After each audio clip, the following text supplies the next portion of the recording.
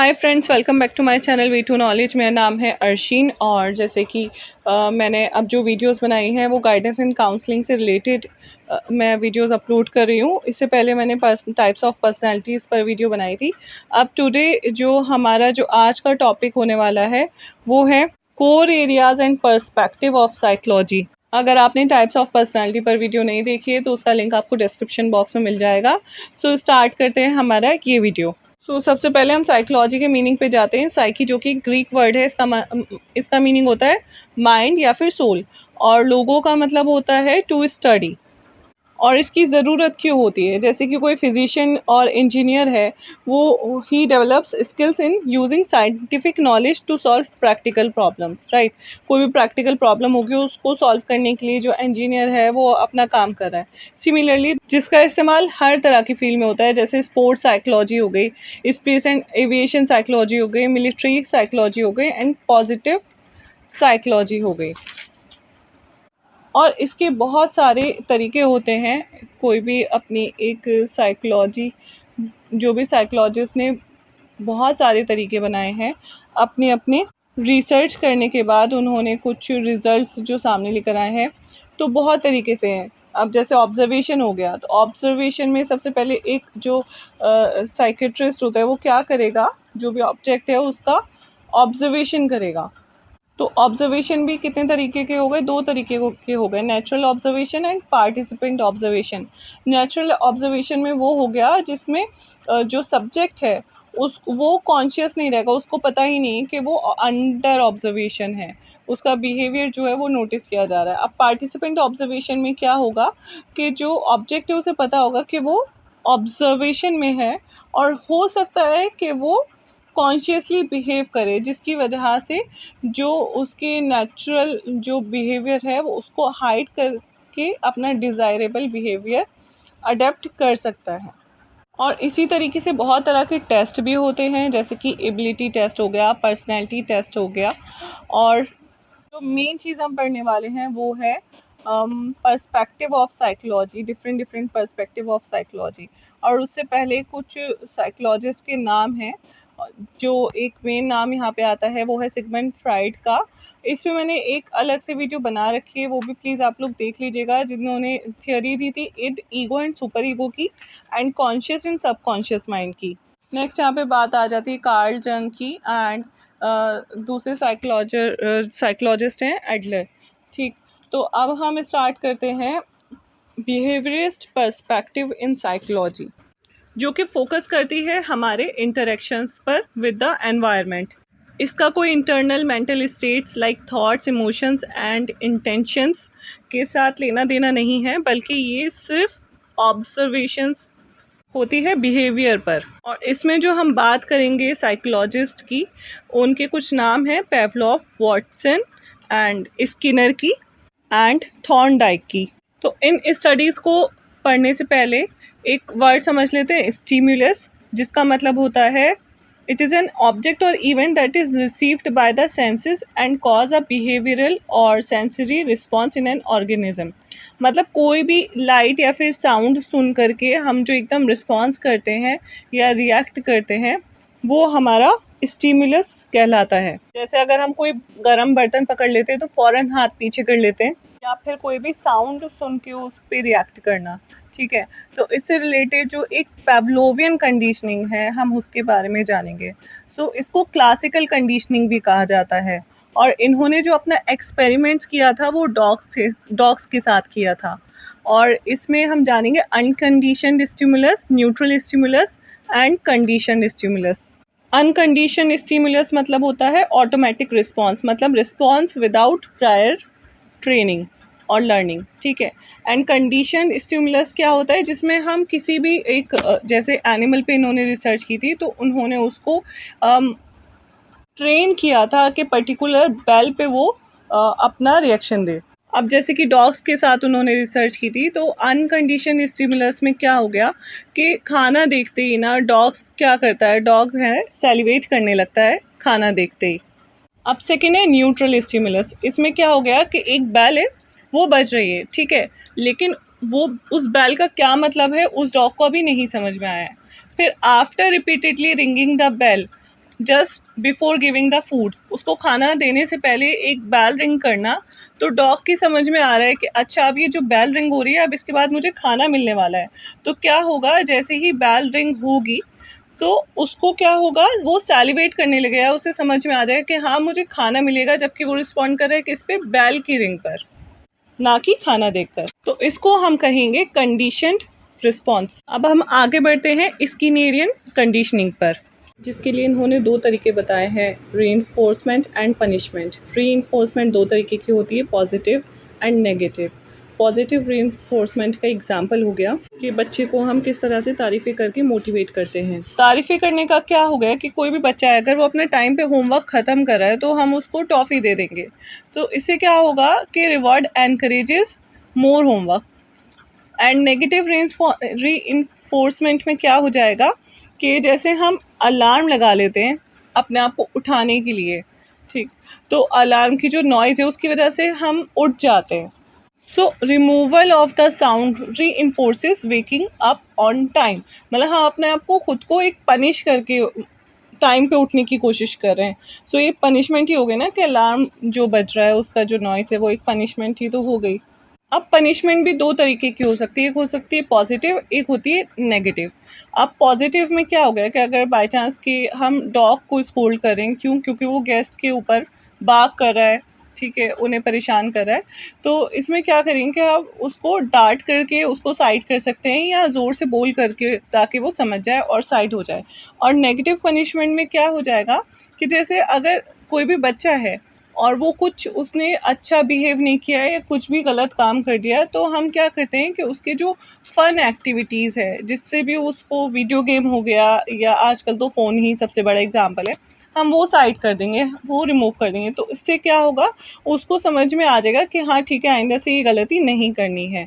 तो इससे भी ये क्या होता है, removing fun discourages bad behaviour. अब जो हमने पावलोव की क्लासिकल कंडीशनिंग पढ़ी, ठीक, एंड स्किनर की ऑपरेंट कंडीशनिंग पढ़ी, इसमें क्या हो गया कि ये कंडीशनिंग पे ही बेस्ड है। मतलब ये जब तक ऐसा होता रहेगा, जब तक वो बैल के साथ, बैल रिंग करने के साथ डॉग को फूड मिलता रहेगा, तब तक तो वो उस बैल की साउंड पे रिएक्ट करेगा, सैलिवेट करेगा।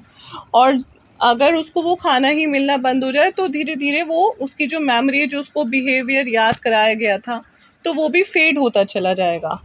सिमिलरली ऑपरेंट कंडीशनिंग में भी क्या होगा कि अगर बच्चा है, उसकी तारीफ़ें नहीं हुई उसका काम कंप्लीट करने पर, या उसको रिवॉर्ड के नाम पर उसको टॉफ़ी या चॉकलेट नहीं मिली, तो हो सकता है वो अब उस एनर्जी से या उस मतलब खुशी के साथ अपना जो होमवर्क है वो ख़त्म ना करे। सो अब आगे बढ़ते हैं स्टिमुलस, जनरलाइजेशन एंड डिस्क्रिमिनेशंस पर।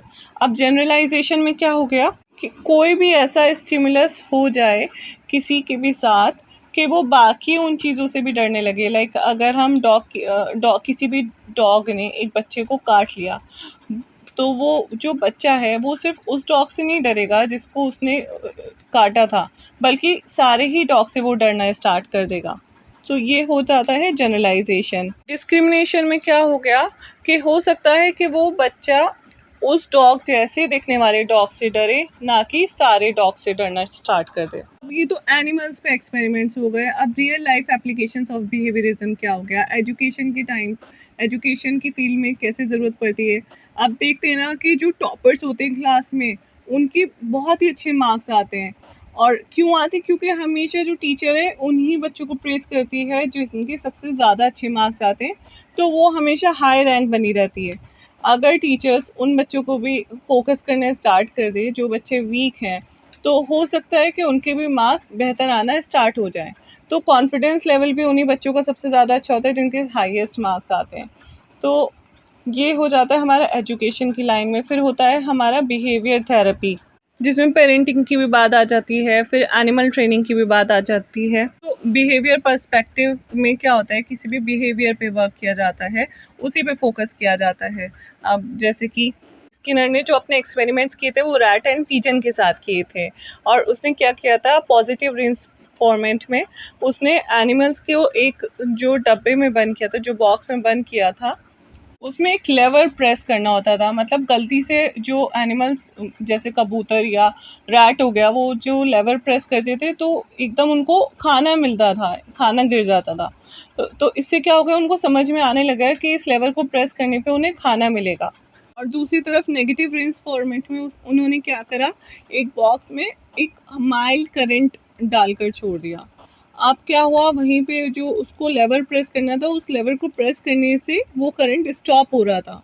तो इससे समझ में आता है कि नेगेटिव रेन्फोर्समेंट से क्या होता है, it could also increase a behaviour since pressing the lever allowed the animals to avoid the shock, so removing an unpleasant stimulus। अगर हमें कोई भी एक ऐसी चीज़ जो कि नहीं पसंद आ रही है और उसको स्टॉप करने से हमें सुकून मिल रहा है, सो वो भी हम धीरे धीरे करके अपने बिहेवियर में लेकर आ जाएंगे अगर ज़रूरत पड़ेगी। और तीसरा उन्होंने जो पनिशमेंट वाला किया था एक्सपेरिमेंट, वो था उस लेवर को प्रेस करने से करंट लग रहा था। तो इससे क्या हो गया कि जो रैट्स थे एंड पीजन्स थे, उन्होंने उस लेवर को प्रेस नहीं किया था। उनकी जो तीन उन्होंने फील्ड डाइवर्ट करी थी, वो थी ऑपरेंट कंडीशनिंग की और शेपिंग की, किस तरह से हम किसी भी बिहेवियर को शेप कर सकते हैं, और शेड्यूल फॉर रीइंफोर्समेंट। चलिए आगे बढ़ते हैं हम कॉग्निटिव पर्सपेक्टिव ऑफ साइकोलॉजी की तरफ। और इसमें जो हम बड़े नाम देखें वो है रॉटलर, बेंजूरा एंड केली। और cognitive perspective of psychology focus करती है understanding the mental process such as thinking, memory, problem solving, perception, language and decision making. और ये एम्फेसाइज करती है how people process information, how they interpret and understand their environment. So how these mental activities influence behaviour, किस तरह से हमारी language, हमारी memory, हमारी प्रॉब्लम सॉल्विंग, हमारी थिंकिंग, हमारे बिहेवियर में किस तरीके से नज़र आती है, तो ये उस पर फोकस करती है। तो इसका काम होता है internal workings of the mind पे काम करना। अब बिहेवियरिस्ट अप्रोच का क्या था कि उनका इंटरनली माइंड में जो भी चला है उससे कोई लेना देना नहीं था, सिर्फ बिहेवियर पे फोकस करना था। तो सबसे पहले यहाँ पे बात होती है इंफॉर्मेशन प्रोसेसिंग पर। अब यहाँ पे जो ब्रेन है उसको किससे कंपेयर किया जाता है, जैसे कि कंप्यूटर में डेटा स्टोर होता है, उसी तरह से हमारे ब्रेन में भी डेटा स्टोर होता है।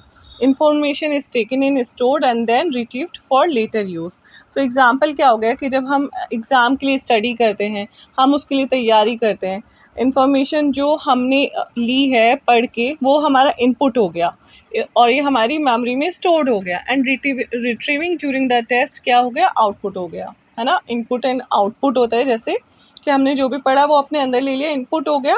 अब जो हम शीट पे लिख रहे हैं वो हमारा आउटपुट निकल के आ गया। अब है परसेप्शन, यानी कि डिफरेंट लोगों का दूसरी चीज़ों को देख करके अपना एक अलग परसेप्शन होता है। एग्ज़ाम्पल हो गया जैसे कि अगर दो लोग हैं वो सेम क्लाउड को देख रहे हैं, तो हो सकता है उसको उस क्लाउड में एक रैबिट नज़र आ रहा हो और दूसरी तरफ उसको, जो दूसरा इंसान है, उसको हॉर्स नज़र आ रहा हो। नेक्स्ट है मेमोरी। अब मेमोरी क्या है, ये एक सेंट्रल टॉपिक हो गया हमारी कॉग्निटिव साइकोलॉजी का। और मेमोरी कितनी तरह की होती है, short term, long term and working memory. और एग्ज़ाम्पल हो गया कि कोई भी है उसको अपना लास्ट बर्थडे बहुत अच्छे तरीके से याद है कि क्या क्या हुआ था, और दूसरी तरफ उसने थोड़ी देर पहले एक फ़ोन नंबर याद किया था, उसको याद ही नहीं आ रहा है वो। सो ये क्या हो गया, जो उसका बर्थडे की जो जितनी भी उसकी यादें थी, जो मेमोरीज थी, वो कहाँ चली गई, वो लॉन्ग टर्म मेमोरी में चली गई। और जो फ़ोन नंबर जो कि उसने कुछ देर पहले ही याद किया था, वो शॉर्ट टर्म मेमोरी में चली गई, नॉट येट एनकोडेड। नेक्स्ट है हमारा अटेंशन। अब कॉग्निटिव साइकोलॉजिस्ट जो थे वो इंटरेस्टेड थे कि हाउ अटेंशन वर्क्स, मतलब how we perform and focus on our work. जैसे कि कोई भी है वो कार ड्राइव कर रहा है और ड्राइव करते करते जो कार है उसमें म्यूज़िक भी चल रहा है, बाकी लोग जो हैं वो बातें भी कर रहे हैं, बट स्टिल उसका फोकस किस पर है, अपने रोड पर है, और वो बातें खुद भी कर रहा है और म्यूज़िक खुद भी सुन रहा है, बट उसका जो मेन फोकस है, मेन अटेंशन जो है, वो उसका ड्राइविंग पर होता है। नेक्स्ट है problem solving and decision making. और इसमें जो साइकोलॉजिस्ट होते हैं वो क्या करते हैं, वो पीपल्स के जो माइंड होते हैं वो एक्सप्लोर करते हैं कि किस किस इनके पास किन किन तरीक़ों से कोई भी प्रॉब्लम इन्होंने सॉल्व की और किस तरह से एक डिसीजन लिया वो जानने की कोशिश करते हैं। अब जैसे कि एग्ज़ाम्पल हो गया, कोई भी अगर जॉब स्टार्ट करना चाह रहे हैं तो वो क्या करेगा, वो सबसे पहले फैक्टर्स देखेगा जॉब स्टार्ट करने से पहले कि यहाँ पे सैलरी क्या मिल रही है उसको, लोकेशन कितनी दूर है उसके रेसिडेंस से, और इसमें क्या-क्या करियर ग्रोथ हो सकती है, और using logical reasoning to make the best decision. तो इस तरीके से वो एक अपने लिए डिसीजन ले रहा है, जो कि बहुत बड़ा डिसीजन होता है लाइफ का। अब नेक्स्ट आ गया हमारा लैंग्वेज, और इसमें साइकोलॉजिस्ट एग्जामाइन करते हैं how people understand, produce and use language.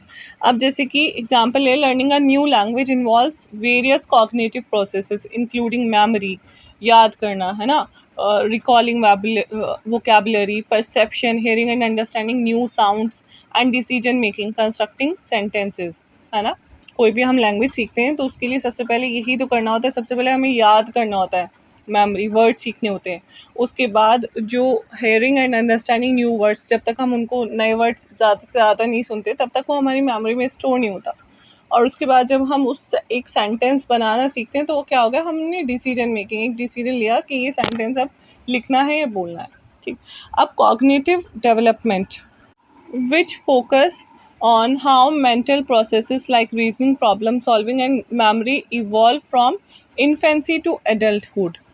अब यहाँ पे जो एक एग्जाम्पल दिया जाता है वो पाइगेट्स का प्री ऑपरेशनल स्टेज पे जो एग्जाम्पल उन्होंने दिया था, एक जो अपनी थ्योरी दी थी, वो यहाँ पे बताई जा रही है कि इट में स्ट्रगल टू अंडरस्टैंड, कोई भी बच्चा है वो उसको प्रॉब्लम हो सकती है क्या अंडरस्टैंड करने में कि पतला और लंबा ग्लास देखने में जो दिख रहा है उसमें पानी बराबर ही आना है, कितना बराबर कि एक चौड़ा सा और छोटा ग्लास है, लेकिन पानी कितना आ रहा है, दोनों ही ग्लासेस में बराबर आ रहा है। तो ये सोचने में उसको टाइम लग सकता है, जिसको हम कह सकते हैं कि how cognitive skills like conservation develop gradually. यहाँ पे हम कुछ जो मेन साइकोलॉजिस्ट हैं उनकी बात करते हैं। सबसे पहले जीन पाइगेट की बात करेंगे। ये जाने जाते हैं for his theory of cognitive development. Piaget studied how children thinking evolves in stages as they grow older, मतलब बचपन से लेके जैसे जैसे वो बड़े होते जा रहे हैं उस तरीके से उनकी थिंकिंग किस तरीके से चेंज हो रही है by stages of the life. तो उस पे उन्होंने वर्क किया था। फिर है नॉम चॉम्स्की, इन्होंने बिहेवियरिज्म पर बात की थी और कहा था कि language development could not be explain purely by environmental factors, introducing the idea that humans are biologically predispose to acquire language. और एल्बर्ट बंडूरा ने कहा था कि जो सोशल कॉग्निटिव थ्योरी डेवलप होती है वो होती है ऑब्जर्वेशन से। Learning occurs by observing others and that cognition plays a role in understanding behaviour. मतलब जो भी वो आसपास एक बच्चा जो है वो बड़ा हो रहा है, जो भी उसका आसपास का एनवायरनमेंट है वो सब कुछ वही अडेप्ट करेगा, यानी कि ऑब्जर्वेशन से दूसरों के बिहेवियर ऑब्जर्व करके कोई भी जो बच्चा है वो बड़ा होता है और वही चीज़ें सीखता है। जो थ्योरीज आ जाती है मेन वो हो गई schema theory, cognitive behavioural therapy CBT। Next है कॉग्निटिव लोड थ्योरी। अब हम आगे बढ़ते हैं humanistic perspective of psychology, which emphasizes the inherent goodness of people, the uniqueness of individuals, and the drive toward personal growth, self-actualization, and fulfillment.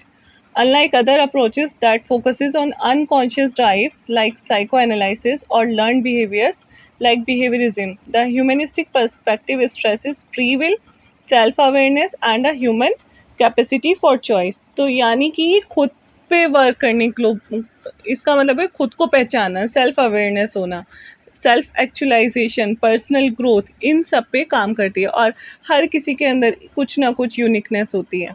और इससे जुड़े जो बड़े नाम हैं दो, वो है Abraham Maslow and Karl Rogers. और अब्राहम मैस्लो का कहना है कि individuals must first satisfy their basic physiological and safety needs followed by social and esteem needs before they can focus on self-actualization, which involves personal growth, creativity and fulfilling one's true potential। अब यहाँ पे example लेते हैं कि कोई भी एक person है कि किसी ने भी अगर सेल्फ एक्चुअलाइजेशन को डीपली समझ लिया तो इससे क्या होगा उनको एक पर्पस एंड मीनिंग मिलेगा अपनी लाइफ में। उनको समझ में आएगा कि उनका पैशन क्या है, उनका शौक़ क्या है, और वो अपनी सोसाइटी को किस तरह से कंट्रीब्यूट कर सकते हैं। अब फिजियोलॉजिकल नीड्स में क्या आ गया? फूड आ गया, वाटर आ गया, शेल्टर आ गया, ठीक है। ये सबसे जो मतलब बेसिक नीड हो गई लाइफ को जीने की, खाना, पानी और शेल्टर। फिर सेफ्टी नीड हो गई, सिक्योरिटी, सेफ्टी एंड स्टेबिलिटी। अब तीसरी नीड क्या हो गई जो कि सबको होती है? लव एंड बिलोंगिंग नीड्स की। फ्रेंडशिप हो गया, इंटीमेसी, सोशल कनेक्शन हो गया। स्टीम नीड्स में क्या हो गया? रिकॉग्निशन हो गया, सेल्फ स्टीम, खुद को लेकर, एंड फीलिंग ऑफ एकम्प्लिशमेंट। फिर हो गया हमारा self actualization, achieving personal potential, creativity and self fulfilment. जैसे एग्जाम्पल हो गया कि अगर कोई ऐसा शख्स है जो कि हंग्री है, जिसके पास खाना भी नहीं है और जिसके पास शेल्टर भी नहीं है, तो उसकी फिजियोलॉजिकल नीड क्या हो जाएगी? सबसे पहले उसको एक घर चाहिए होगा और उसको खाना चाहिए होगा। उसका जो मेन फोकस है पहले उस पे जाएगा, ना कि उन नीड्स पर कि जैसे pursuing higher goals like developing deep friendships और एंगेजिंग इन क्रिएटिव एक्टिविटीज़, है ना। तो उसकी जो फिजियोलॉजिकल नीड होगी वो दूसरी होगी, और हर इंसान की फिजियोलॉजिकल नीड्स उस वेरी करती है पर्सन टू पर्सन। दूसरी तरफ कार्ल रॉजर्स की अगर हम बात करें तो इन्होंने एक थेरेपी डेवलप की थी जिसे क्लाइंट सेंटर्ड थेरेपी कहा जाता है, जिसको पर्सन सेंटर्ड थेरेपी भी कहा जाता है, where the therapist provides the client with a supportive non judgmental environment. This allows clients to explore their feelings openly and honestly. अब कोई भी है, वो परेशान है, बहुत ज़्यादा उसे समझ में नहीं आ रहा, बट उसके पास ऐसा कोई भी नहीं है जिससे वो अपनी फीलिंग्स शेयर कर सके। असल में उसे लगता है कि अगर वो किसी के साथ शेयर करेगा तो हो सकता है वो उसका मजाक उड़ाए कि अरे ऐसा हो रहा है तुम्हारे साथ, है ना। तो ऐसा होता है इसमें। फिर हम किसी जैसे कार्ल रॉजर्स से, इन्होंने क्या कर रहा था कि ये थेरेपी इस्तेमाल की थी अपने क्लाइंट्स के साथ, जिसमें वो लोगों की जो दुख होते थे या जो फीलिंग्स होती थी या जो कुछ भी उनके मन में चल रहा होता था वो सुनते थे, और जो भी एक पॉजिटिव रिस्पांस वो दे सकते थे उससे रिलेटेड वो देते थे, और उनकी हेल्प करते थे, उनको एक सही दिशा में ले जाने की कोशिश करते थे। This allows clients to explore their feelings openly and honestly which leads to personal growth. जिससे क्या होता है, जो क्लाइंट है वो फील करता है valued and safe enough to explore their own potential. So humanistic perspective in psychology जो है वो एम्फसाइज करती है personal growth, free will and the human potential for self actualization. It views people as inherently good and focuses on understanding the whole person. अब next and last आ जाता है हमारा एग्जिस्टेंशियल पर्सपेक्टिव ऑफ साइकोलॉजी। और ये किस philosophy पे based है? ये बेस्ड है individual experience of existence, freedom, choice and meaning in life. मतलब कोई भी एक ह्यूमन है तो उसका अस्तित्व क्यों है इस धरती पर, उसका रियल मकसद है क्या, आखिर वो मतलब ऐसा नहीं है कि टाइम के साथ बस फ्लो के साथ वो चले जा रहा है। हो सकता है कि उसकी भी खुद की कुछ ऐसी नीड हो, ऐसा पैशन हो जो कि बहुत बाद में जाके उसे समझ में आए, और वक्त बहुत आगे निकल चुका हो उस टाइम तक, और फिर उसे रिग्रेट हो। So it emphasizes the challenges and anxieties that arise from human existence itself, such as the inevitability of death, the search for meaning, and the responsibility of making choice। में जो एक prominent names हैं thinkers के वो हैं Jean Paul Sartre, Viktor Frankl and Rollo May, whose ideas influence this approach। तो according to existential psychologist, हर इंसान के पास अपनी आज़ादी है अपने डिसीजंस लेने की, लेकिन हर उस डिसीजन के साथ उनके पास बर्डन ऑफ रिस्पॉन्सिबिलिटीज़ आती है। अब जैसे कि कोई भी इंसान है वो अपना एक करियर चूज़ करना चाह रहा है, सो कोई भी वो करियर एक चूज़ करेगा, उसके साथ उसको भर के जिम्मेदारियां मिलेंगी फ्यूचर में। तो वो यही सब सोच के कि किस तरह से अपनी रिस्पॉन्सिबिलिटीज़ को फुलफ़िल करेगा और क्या करियर उसे ऑप्ट करना चाहिए, उससे उसे बहुत ज़्यादा एंग्जाइटी हो सकती है। सबसे बड़ा मतलब था वो था सर्च फॉर मीनिंग, मतलब कि जो हमारा एग्जिस्टेंस है इस धरती के ऊपर वो क्यों है, क्या मीनिंग है हमारी लाइफ का।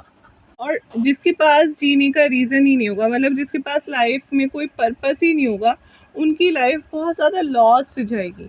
उनको समझ ही में नहीं आएगा कि हम आखिर में जी क्यों रहे हैं, और अगर ज़िंदा हैं तो हमें करना क्या है। मतलब एक वक्त ऐसा ज़रूर आता है जब इंसान ऐसा सोचने पे मजबूर हो जाता है कि हमारा पर्पस क्या है लाइफ का। ये जो पर्पस ऑफ लाइफ होता है ना, वो हमें किसी भी सिचुएशन में मिल सकता है। हो सकता है कि हम बहुत ज़्यादा परेशान हैं, मतलब ऐसा नहीं कि हमारी लाइफ बहुत स्मूथली जा रही है और हमने सोच समझ के एक अपने लिए डिसीजन ले लिया कि हाँ ठीक है, मुझे ऐसा करना है, अपना करियर लेकर कुछ भी XYZ हमने करियर अपना चूज़ कर लिया। लेकिन फिर उस करियर में जाने के बाद क्या होगा ना, कि हम एक वक्त के बाद बोर हो जाएंगे कि क्या करें, इससे अच्छा हमें कुछ और चूज़ करना चाहिए था।